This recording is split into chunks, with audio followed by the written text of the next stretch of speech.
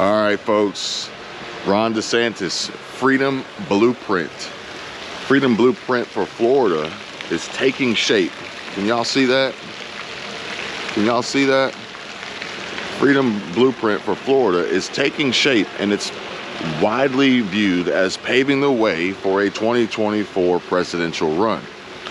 Now, it says here that Ron DeSantis is poised to ask state lawmakers to ban China from buying farmland and residences in Florida. The governor confirmed this just here recently, saying that we don't want to have holdings by hostile nations. And so if you look at the Chinese Communist Party, they've been very active throughout the Western Hemisphere in gobbling up land and investing in different things. DeSantis said the actual structure of the policy was still being discussed so that his team could devise how to determine whether the Chinese government was behind a real estate investment. Now, folks, this is huge because this is banning China from buying Florida farmland and residences. As you guys may recall, I posted a video not too long ago about China and their direct path headed for the United States, and specifically areas of Texas, looking to gobble up low-priced, affordable housing opportunities and unfazed by the possible likelihood of high interest rates and expensive mortgages, because they are flush with cash and are looking to pay cash, so these interest rates do not bother them.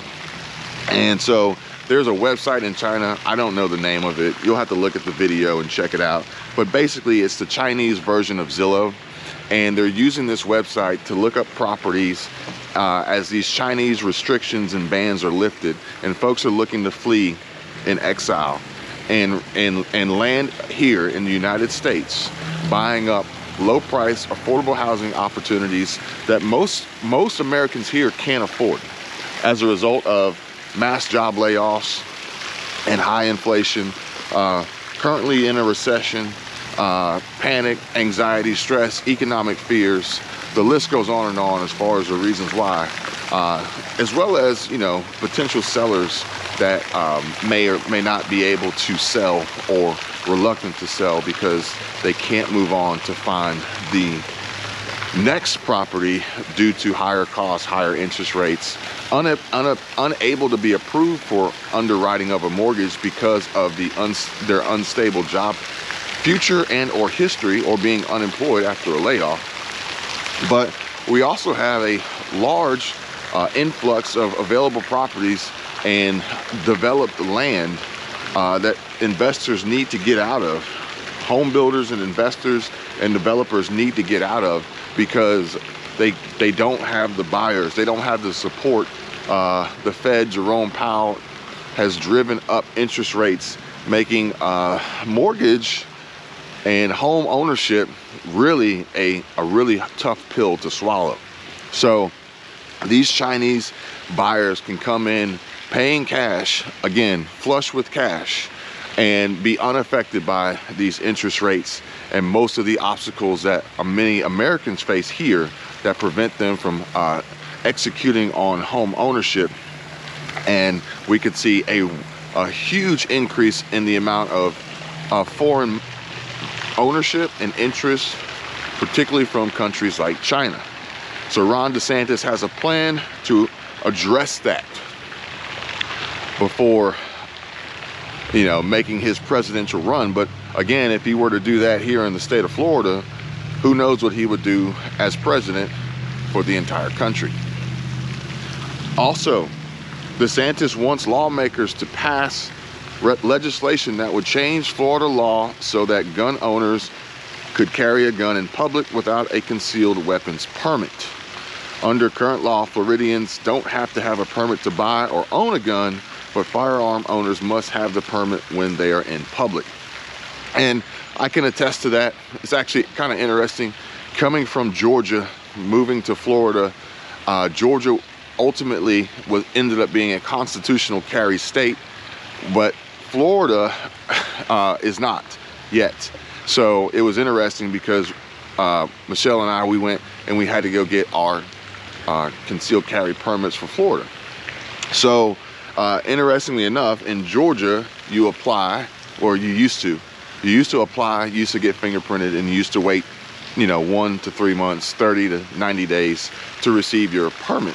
Now they're constitutional carry. As long as you're of age and you're not a, you know, you're not a felon, then you literally can just, you can conceal carry without any permit whatsoever.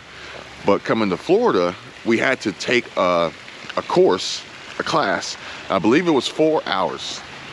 It was a 4-hour class, and I think we spent about an hour on range for safe gun operation. So, you know, it's a big difference. I actually like the fact that that's what they do in Florida. But Ron DeSantis is talking about switching this up to a constitutional carry, which could potentially have positive and negative consequences and reactions. But, you know, based on other states and their change to constitutional carry, I don't think that it has actually really provoked any huge negative consequences, and perhaps maybe could actually force more positive change when knowing that as someone who's looking to cause a mass disruption, you could potentially have a higher likelihood and greater percentage chance of being met with equal and opposite force. Folks, it's a big deal.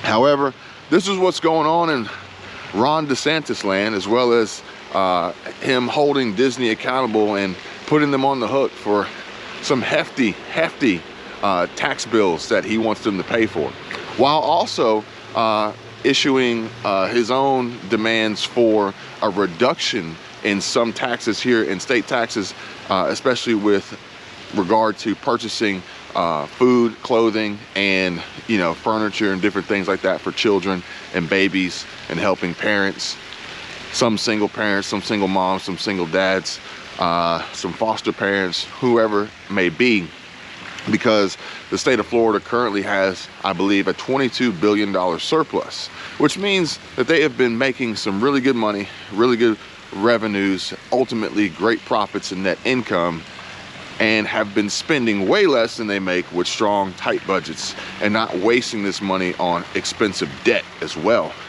and looking to help the residents of the state of Florida by reducing some of these taxes permanently and or temporarily to help in many of these circumstances and situations where people could really use the boost. Unfortunately, on the flip side, there's talks of out-of-town folks coming in with a lot of money to spend and taking advantage of these reduced and or no tax opportunities, as well as some businesses abusing it and continuously raising prices to offset the reduction in the tax, ultimately producing more profit on their end and not offering any sort of help or savings to the people who really need it, that it was designed for.